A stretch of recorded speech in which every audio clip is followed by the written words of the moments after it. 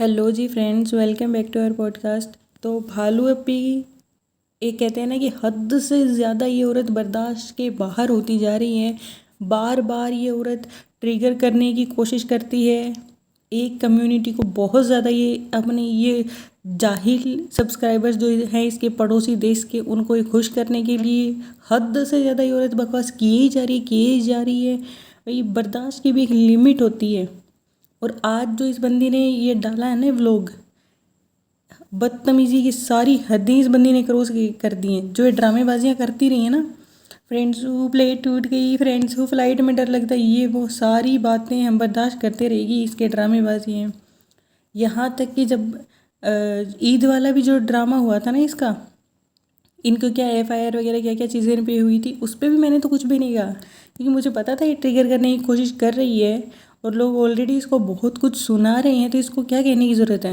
लेकिन आज जो इसने हरकत की है ना, तुम्हें नहीं पता कि कहाँ पे जाते हैं तो पैरों में चप्पल नहीं पहन के जाते, और मंदिर क्या होता है, मूर्तियों की स्थापना क्या होती है, तुम्हें नहीं पता इन बातों का। तुम्हारी भाभी इतने सालों तक जो ससुराल सिमर का करती रही थी, वो जो तुम सारा सारा दिन अपनी भाभी के साथ सेट पे रहती थी, उसके पीछे घूम घूम की, जो तुम्हारा भाई शो में लगा रहता था, उसके एक एक एपिसोड जो तुम देखती थी, तुमने नहीं देखा आज तक मंदिर में क्या होता है और क्या नहीं होता। और तुम कौन से देश में रहती हो? अब तो भाई मेरे को तो नाम लेना पड़ेगा, सीधी सी बात है। तुम पाकिस्तान में रहती हो क्या? तुम्हें नहीं पता? हिंदुस्तान में रह के तो भाई सेकुलर तुम्हें बनना ही पड़ेगा। हिंदुस्तान एक सेकुलर कंट्री है भारत, और भारत में रह के सेकुलर बिहेवियर आपको सार्वजनिक स्थानों पे तो करना ही करना पड़ेगा। जो भी लोग मेरे को आके, अगर कोई किसी ने मेरे को कमेंट में आके ये ज्ञान दिया ना कि उसकी मर्ज़ी है, भाई उसको क्या चीज़ फॉलो करनी है क्या नहीं करनी है अपने घर पे, है ना, अपने पर्सनल स्पेस में, वो उसकी मर्ज़ी ज़रूर हो सकती है। लेकिन एक पब्लिक प्लेस में जाके किसी और के धर्म की चीज़ की डिसरिस्पेक्ट करना, किसी के गॉड की डिसरिस्पेक्ट करना, वो चीज़ बिल्कुल भी इसकी किसी की भी पर्सनल चॉइस नहीं हो सकती है। ठीक है। और हम भी यहाँ पे बहुत ज़्यादा भाषा धर्म के लोग रहते हैं, सब लोग एक दूसरे का की चीज़ों का सम्मान करके हम लोग चल रहे हैं। इसीलिए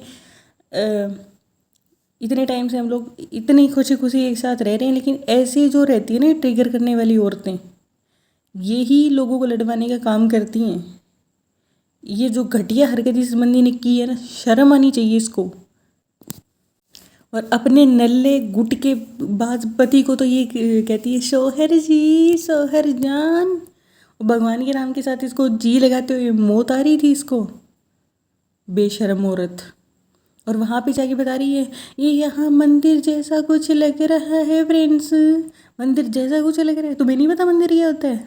तुमने भारत में रह के आज तक तुमने मंदिर नहीं देखा? जो तुम टीके लगा लगा के घूमती थी, जो तुम होली मनाती थी, बर्थडे पार्टियों में जाती थी, रात रात को डिस्को में तुम जो जाती थी, दिवालियाँ तुम मनाती थी, तुम्हें भारत की किसी भी कल्चर का तुम्हें कुछ भी ज्ञान नहीं है। तुम ऐसी कंट्री में रहती हो जहाँ की मुस्लिमों के अलावा कोई अदर कम्युनिटी का इंसान रहता ही नहीं है ना। और झूठ तुम इतने बोलती हो, और जो इसके अंध भक्त जो सब्सक्राइबर है ना, जो जाहिल पड़ोसी देश वाले।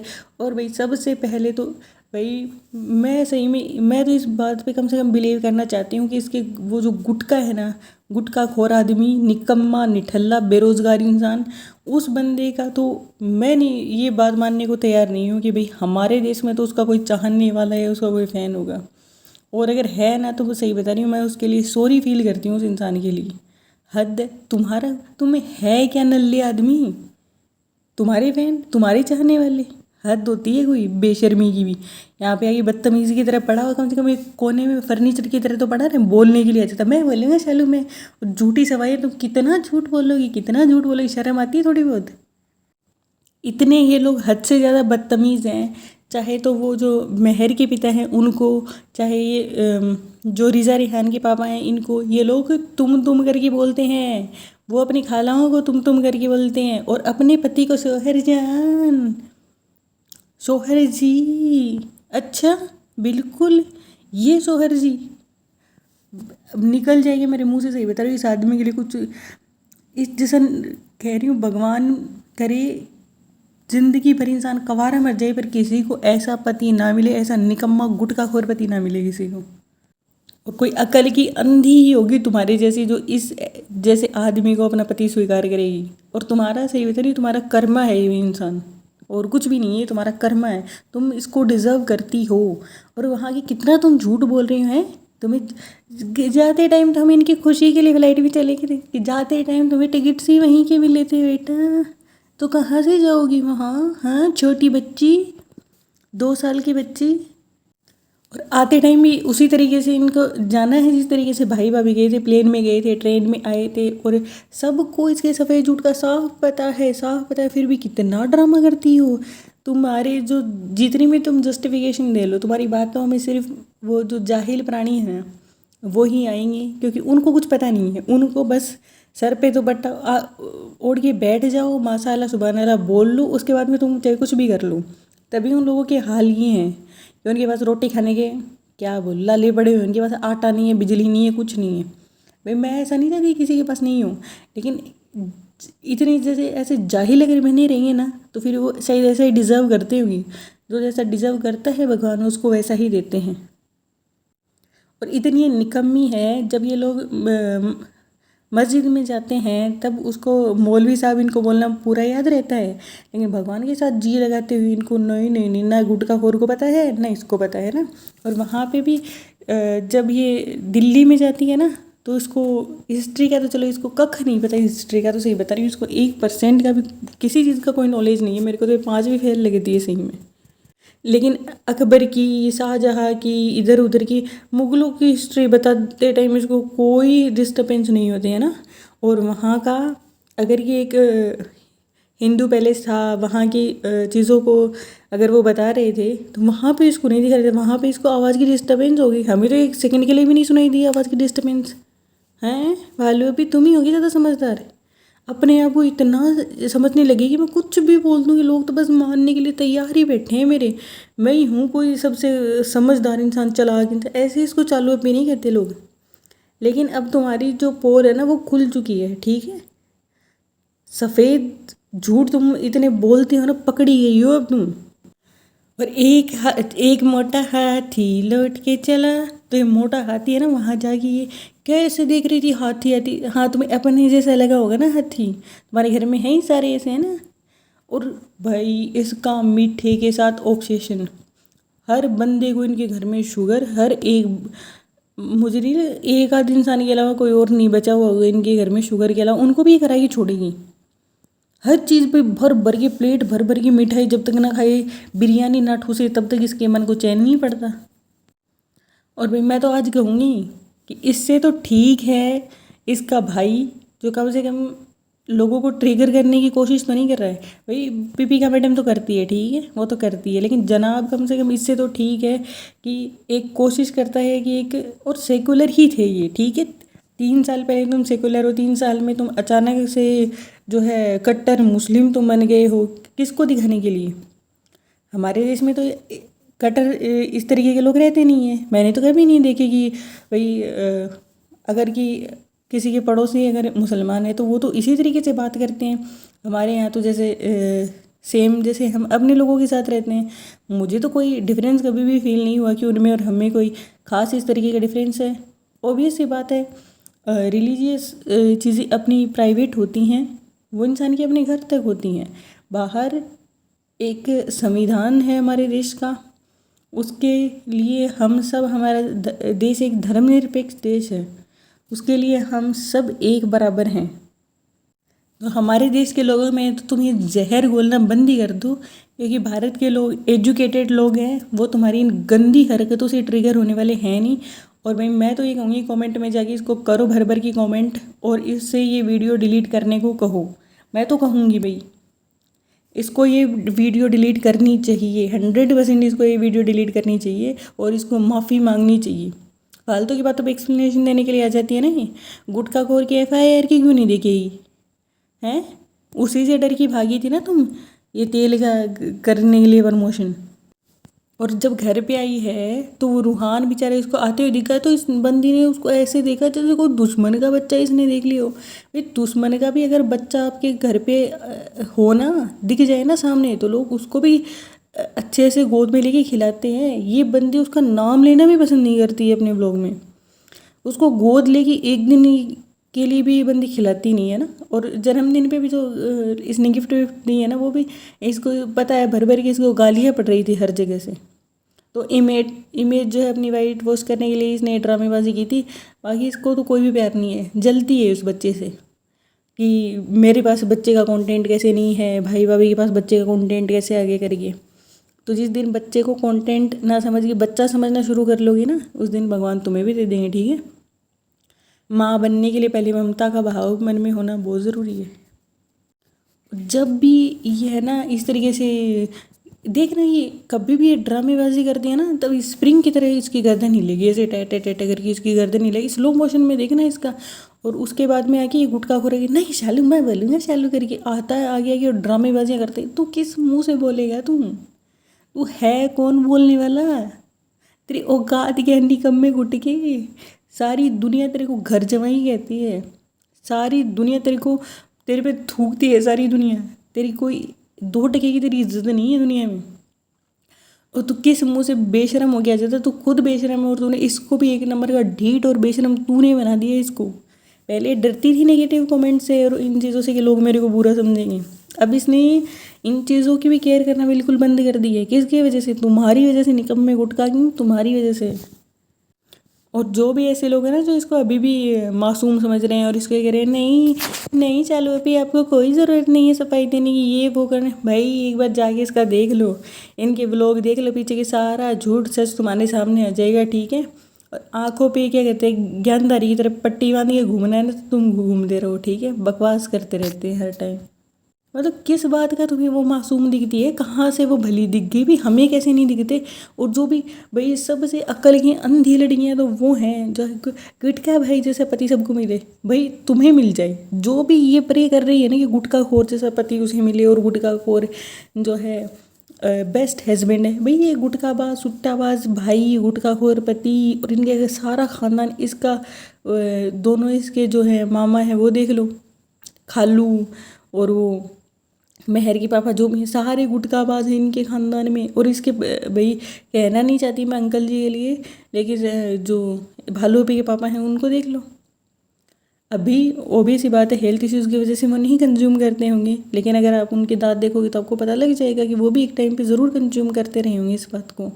तो ये कौन सी सोसाइटी से बिलोंग करते हैं, कैसे हैं ये तो सोचने वाली बात है ना।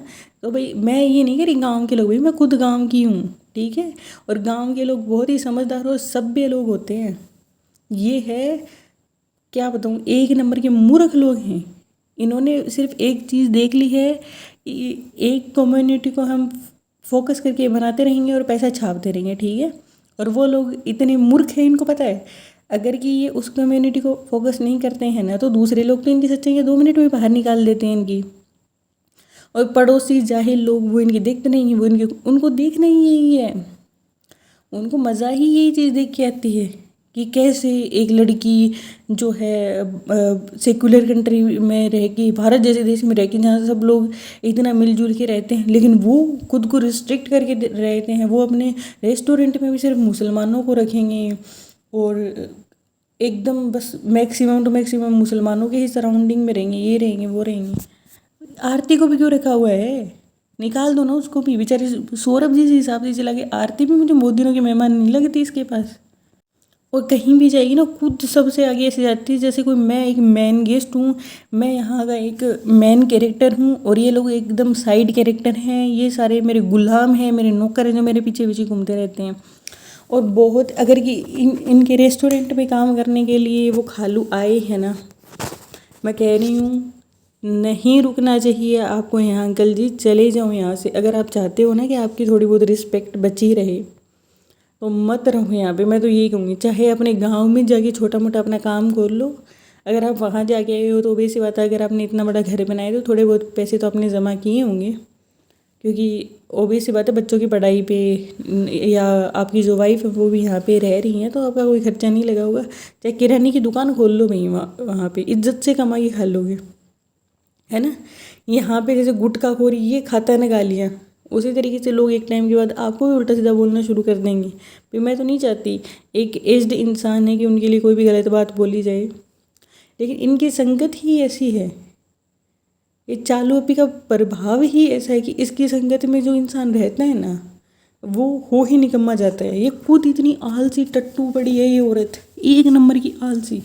इतना ये डॉक्टर डॉक्टर और हेल्थ हेल्थ करती रहती है। किस दिन इसने क्या कहते 24 आवर्स तक भी ये प्रॉपर खुद को रोक पाई है हेल्दी रखने के लिए? नहीं रोक सकती, इसका कोई कंट्रोल ही नहीं है मन पे। शॉपिंग करो, खाना खाओ, पैसे उड़ाओ, मौज करो, बस यही इसकी लाइफ रह गई है। और इसको किसी से कोई मतलब नहीं है। जो औरत अपने भतीजे को अपना नहीं समझती, जिस भाभी ने उसको इस लायक बनाया, जिस भाई ने उसको सपोर्ट किया, उनको अपना नहीं समझती, वो हमारी क्या होगी। और ये जो तुम ड्रामेबाजियाँ कर रहे हो ना कि कुछ लोग ऐसे कुछ लोग ऐसे, भाई अगर 99% लोगों को कुछ लोग कहते हैं, और वो जो 1% लोग हैं जो जाहिल से लोग आते हैं उनको अगर कि कुछ से ज़्यादा लोग कहते हैं, पूरे लोग उनको ही कहते हैं, तो फिर तुम कुछ लोगों का ही जवाब देने आई हो। और कोई भी इससे क्या कहते हैं वो मांगने की ज़रूरत नहीं है कि तुम सफाई दो इस पे आके। नहीं नहीं, इस व्लॉग पे तो कोई सफाई चाहिए ही नहीं है हमें, तुम्हारी सफाई की हमें कोई ज़रूरत नहीं है। डिलीट करो भाई इस व्लॉग को, सीधी सी बात है, और अपॉलॉजी मांगो। सीधी बात ये होती है कि अगर कि आप चाहते हो कि आपके रिलीजन की एक रिस्पेक्ट की जाए, तो आपको दूसरे के रिलीजन की भी रिस्पेक्ट की जाएगी, करनी पड़ेगी, ठीक है।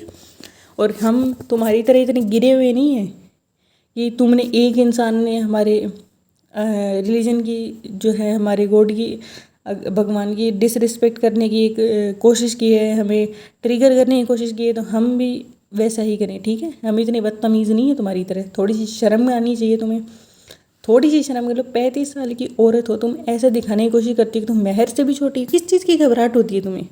क्या तुमने ऐसे कांड किए हुए हैं कि मोदा आ जाती, तुम ऐसे कांपने लग जाती हो, तुम रोने लग जाती हो? क्यों क्यों तुम लोगों को धमकियाँ देती थी? हैं, क्यों देती थी तुम लोगों को धमकियाँ?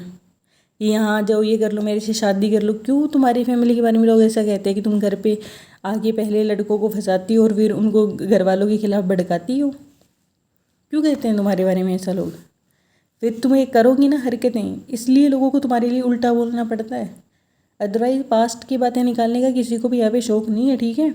ऑब्वियस सी बात है, सब ये समझते हैं कि तुम्हारी शादी हो गई है, तो थोड़ा है ना मेच्योर बन के दिखा दो। एक भी व्लॉग में खाने और शॉपिंग के बिना ये औरत व्लॉग नहीं बना सकती। इसको पता ही नहीं है कि खाने और शॉपिंग से आगे की चीज़ होती है, ड्रामेबाज औरत। और भाई जो भी लोग आज ऐसा सोच रहे हैं ना कि भाई हम इस पे आवाज़ ना उठाएं, या हम इस बात पे अगर कि हमारे रिलीजन के लिए तो कुछ बोला नहीं, भाई तुम्हारे रिलीजन की भी उसने वाटी लगा रखी है। हिजाब का ड्रामा करके, ये हिजाब होता है कि जीन्स पैंट पहन के ऊपर ये गमछा बांध लेने, इसको हिजाब बोलते हैं क्या? बताना मेरे को जो विज्ञानी लोग हैं यहाँ पे आके।